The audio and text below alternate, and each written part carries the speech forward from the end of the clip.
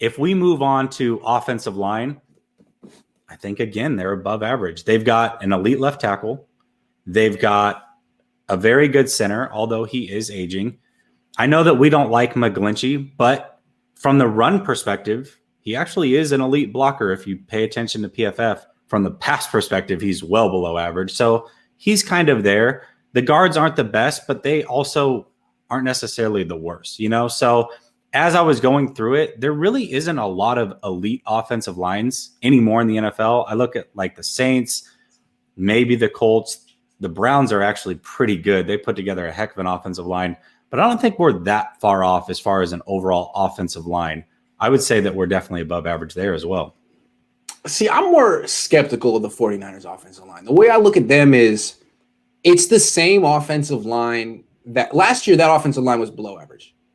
And it's the same offensive line as last year plus Alex Mack. Yeah. Now, Alex Mack is an upgrade, but I still have some questions as to what he can do at 36 years old and what kind of effect he can have on the rest of the line.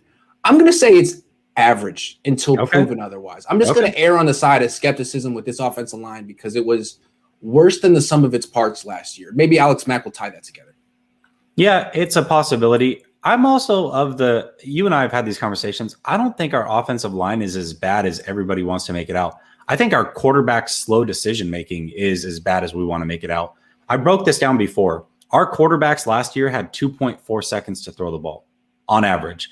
Ben Roethlisberger had 2.1 seconds, right? Ben Roethlisberger also only took 17 sacks to where Jimmy Garoppolo the year prior, when also having 2.4 seconds, took 36 sacks. So how much of that is actually on the quarterback? When I look at Drew Brees, and I just said the Saints and the Colts had elite offensive lines, Drew Brees and Phillip Rivers also, by the way, had 2.4 seconds on average. So is the offensive line really as bad as we want to make it out to be? Or is the quarterback play and slow decision-making really kind of hindering the offensive line just as much as it could go the other way? That's the way that I see it. Well, we'll see. We'll see. Yeah, I guess we'll see.